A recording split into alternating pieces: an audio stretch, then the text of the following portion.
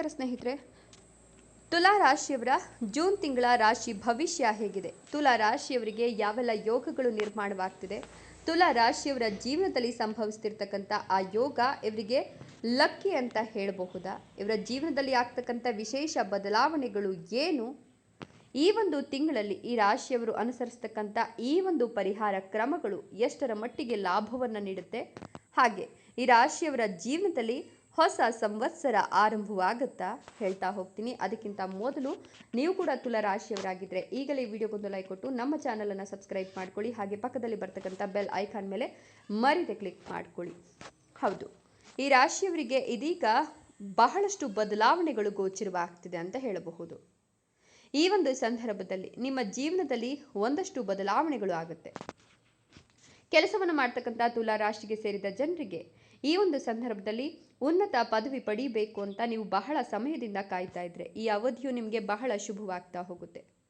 ನಿಮ್ಮ ಸಂಬಳದಲ್ಲಿಯೂ ಸಾಕಷ್ಟು ವೃದ್ಧಿ ಆಗುತ್ತೆ. ಇದರೊಂದಿಗೆ ನಿಮ್ಮ ಹಿರಿಯ ಅಧಿಕಾರಿಗಳೊಂದಿಗಿನ ಉತ್ತಮ ಸಂಬಂಧವನ್ನು ಹೊಂದಲು ಸಾಧ್ಯವಾಗುತ್ತೆ. ವ್ಯವಹಾರವನ್ನು ಮಾಡ್ತಕ್ಕಂಥ ಈ ರಾಶಿಗೆ ಸೇರಿದ ಜನರಿಗೆ ಈ ಅವಧಿಯು ಲಾಭದಾಯಕವಾಗಿರುತ್ತೆ. ಈ ಸಂದರ್ಭದಲ್ಲಿ ಹೊಸ ಹೂಡಿಕೆಯನ್ನು ಮಾಡೋದ್ರಿಂದ ಮತ್ತು ವ್ಯಾಪಾರವನ್ನು ವಿಸ್ತರಿಸೋದ್ರಿಂದ ಉತ್ತಮ ಲಾಭ ದೊರಕುವ ಎಲ್ಲ ಲಕ್ಷಣಗಳು ಅನುಕೂಲಕರ ಸಮಯ ಕೂಡ ಇದಾಗಿದೆ. ವಿದೇಶದಲ್ಲಿ ವ್ಯವಹಾರವನ್ನು ಮಾಡೋದ್ರಿಂದ ಈ ಸಂದರ್ಭದಲ್ಲಿ ನಿಮಗೆ ಯಶಸ್ಸು ದೊರಕುತ್ತೆ. ಹಾಗೆ ಕೆಲಸವನ್ನು ಹುಡುಕ್ತಿರ್ತಕ್ಕಂಥ ಈ ರಾಶಿಗೆ ಸೇರಿದ ಜನರು ಈ ಸಂದರ್ಭದಲ್ಲಿ ತಾವಂದುಕೊಂಡಂತಹ ಕ್ಷೇತ್ರದಲ್ಲಿ ಅತ್ಯುತ್ತಮವಾದಂತಹ ಕೆಲಸವನ್ನು ಗಳಿಸುವ ಸಾಧ್ಯತೆ ಕೂಡ ಬಹಳಷ್ಟು ಹೆಚ್ಚಿಗೆ ಇದೆ. ಈ ತಿಂಗಳ ಆರಂಭದಲ್ಲಿ ಈ ರಾಶಿಯ ಜನರು ಸ್ವಲ್ಪ ಅಡೆತಡೆಗಳನ್ನು ಎದುರಿಸ್ತಾರೆ. ಆದರೆ ತಿಂಗಳ ಅಂತ್ಯದ ವೇಳೆಗೆ ವ್ಯಾಪಾರದಲ್ಲಿ ಲಾಭಕ್ಕಾಗಿ ಉತ್ತಮ ಅವಕಾಶ ಮತ್ತು ಹೊಸ ಜವಾಬ್ದಾರಿಗಳು ಕೂಡ ಲಭಿಸುತ್ತೆ. ಆರ್ಥಿಕ ದೃಷ್ಟಿಕೋನಕ್ಕೆ ಸಂಬಂಧಿಸಿದಂತೆ ಈ ಅವಧಿಯಲ್ಲಿ ಈ ರಾಶಿಯ ಜನರು ಧನ ಸಂಪತ್ತನ್ನು ಹೆಚ್ಚಿಸುವ ಉತ್ತಮ ಅವಕಾಶಗಳನ್ನು ಕಂಡುಕೊಳ್ತಾರೆ.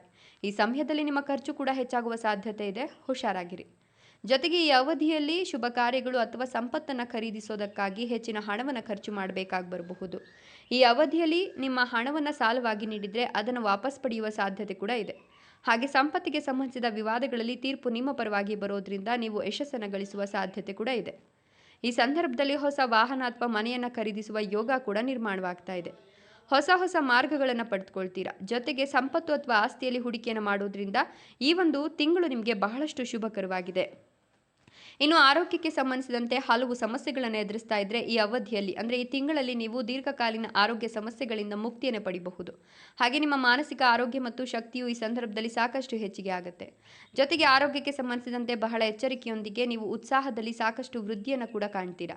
ಈ ಅವಧಿಯಲ್ಲಿ ನೀವು ಆರೋಗ್ಯದ ಬಗ್ಗೆ ಹೆಚ್ಚಿನ ಕಾಳಜಿಯನ್ನು ವಹಿಸೋದು ಅವಶ್ಯಕವಾಗಿದ್ದು, ಒತ್ತಡದ ಕಾರಣದಿಂದಾಗಿ ನಿಮಗೆ ಆರೋಗ್ಯ ಸಂಬಂಧಿ ಸಮಸ್ಯೆಗಳು ಇದ್ದರೆ ಆ ಸಮಸ್ಯೆಗಳಿಗೆ ಬಹಳ ಎಚ್ಚರಿಕೆಯನ್ನು ವಹಿಸಬೇಕಾಗತ್ತೆ. ಮನೆಯಲ್ಲಿ ಶುಭ ಕಾರ್ಯಕ್ರಮ ನಡೆಯುತ್ತೆ. ಹಾಗೆ ಮನೆಯ ಸದಸ್ಯರೊಂದಿಗೆ ವಿವಾದಗಳಿದ್ದರೆ ಆ ವಿವಾದಗಳೆಲ್ಲವೂ ಕೂಡ ಪರಿಹಾರಗೊಳ್ಳುತ್ತೆ. ಪ್ರೀತಿ ಹಾಗೂ ಸ್ನೇಹದಲ್ಲಿ ಸಾಕಷ್ಟು ಹೆಚ್ಚಳವನ್ನು ನೋಡ್ತೀರಾ. ಮಕ್ಕಳಿಗೆ ಸಂಬಂಧಿಸಿದಂತೆ ನಿಮಗೆ ಶುಭ ಸುದ್ದಿ ಲಭಿಸುವ ಯೋಗ ಕೂಡ ನಿರ್ಮಾಣವಾಗ್ತಿದೆ. ಅವಿವಾಹಿತ ಈ ರಾಶಿಯ ಜನರಿಗೆ ಈ ಅವಧಿಯಲ್ಲಿ ಉತ್ತಮ ಸಂಬಂಧವನ್ನು ಹೊಂದಲಿಕ್ಕೆ ಅನುಕೂಲಕರ ಪರಿಸ್ಥಿತಿ ನಿರ್ಮಾಣವಾಗುತ್ತೆ. ಪ್ರೇಮ ವಿವಾಹಕ್ಕಾಗಿ ಹಿರಿಯರ ಒಪ್ಪಿಗೆ ಹಾಗೂ ಬೆಂಬಲವನ್ನು ಪಡೆಯುವ ಸಂಭವ ಕೂಡ ಹೇರಳವಾಗಿದೆ. ಸಣ್ಣ ಪುಟ್ಟ ವಿವಾದ ಅಥವಾ ಒತ್ತಡಗಳು ಮನೆಯಲ್ಲಿ ಸಂಭವಿಸಬಹುದು. ಈ ಅವಧಿಯಲ್ಲಿ ನಿಮ್ಮ ಮಾತನ್ನು ನಿಯಂತ್ರಣದಲ್ಲಿಡುವ ಮೂಲಕ ಹೆಚ್ಚಿನ ಸಮಸ್ಯೆಗಳನ್ನು ಪರಿಹರಿಸೋದು ಉತ್ತಮ. ಈ ಸಮಯದಲ್ಲಿ ಶಿಸ್ತು ಮತ್ತು ದೀರ್ಘಕಾಲೀನ ಗುರಿಗಳ ಮೇಲೆ ಹೆಚ್ಚಿನ ಗಮನವನ್ನು ಕೇಂದ್ರೀಕರಿಸಿ. ನಿಮ್ಮ ಜ್ಞಾನ, ಕೌಶಲ್ಯ ಮತ್ತು ಆಧ್ಯಾತ್ಮಿಕ ಅಭ್ಯಾಸಗಳನ್ನು ವಿಸ್ತರಿಸಲು ಬಳಸಿಕೊಳ್ಳಿ. ಈ ಅವಧಿಯಲ್ಲಿ ಹಣಕಾಸಿನ ವಿಷಯವಾಗಿ ಬಹಳ ಜಾಗರೂಕರಾಗಿರಿ ಮತ್ತು ಅನಗತ್ಯ ಅಪಾಯಗಳನ್ನು ತಪ್ಪಿಸಿ. ನಿಯಮಿತ ವ್ಯಾಯಾಮ ಮತ್ತು ಸಮತೋಲಿತ ಆಹಾರದ ಮೂಲಕ ಆರೋಗ್ಯಕ್ಕೆ ಹೆಚ್ಚಿನ ಆದ್ಯತೆಯನ್ನು ನೀವು ಕೊಡಬೇಕಾಗುತ್ತೆ.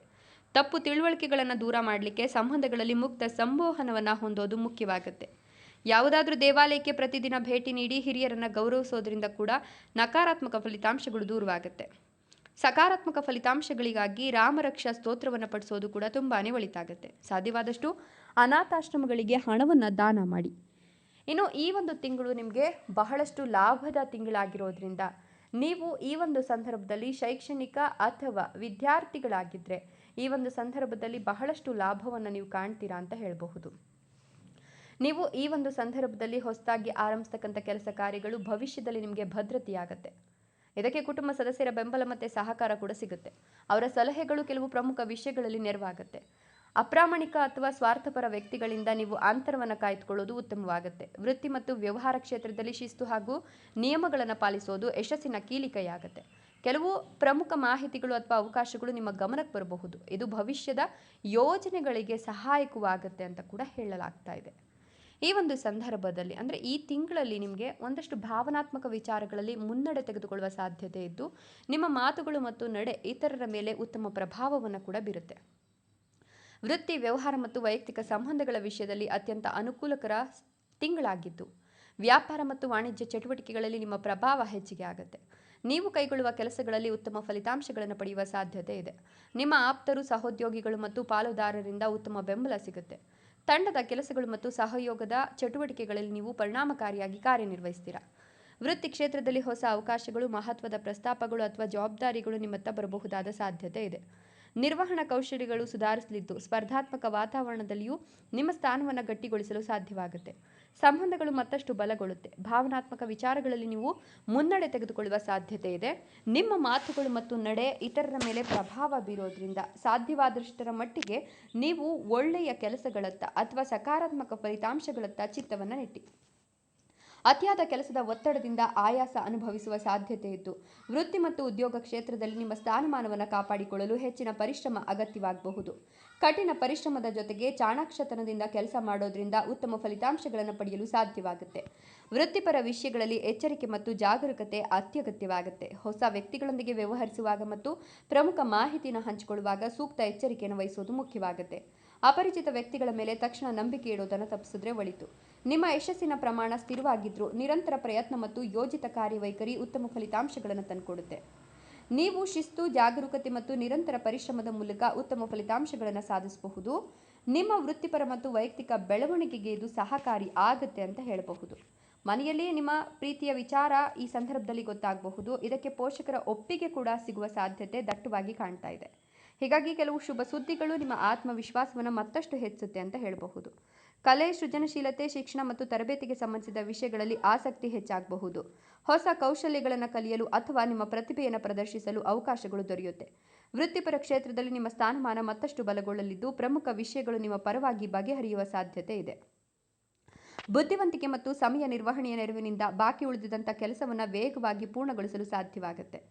ಕೆಲಸದ ಸ್ಥಳದಲ್ಲಿ ನೀವು ಚಾಣಾಕ್ಷತನ ಮತ್ತು ಯೋಜಿತ ಕಾರ್ಯವೈಖರಿಯ ಮೂಲಕ ನಿಮ್ಮ ಕಾರ್ಯಕ್ಷಮತೆಯನ್ನು ಹೆಚ್ಚಿಸಿಕೊಳ್ತೀರಾ. ಉತ್ಸಾಹ, ಸಾಧನೆ ಮತ್ತು ಸಕಾರಾತ್ಮಕ ಬೆಳವಣಿಗೆಗಳಿಂದ ಕೂಡಿದಂತಹ ತಿಂಗಳು ಇದಾಗಿದೆ. ಸೊ ನೀವು ಈ ತಿಂಗಳಲ್ಲಿ ಏನೇ ಕೆಲಸ ಕಾರ್ಯಗಳನ್ನು ಕೈಗೊಂಡ್ರೂ ಕೂಡ ನಿಮಗೆ ಲಾಭವೋ ಲಾಭ ಅಂತ ಹೇಳಬಹುದು.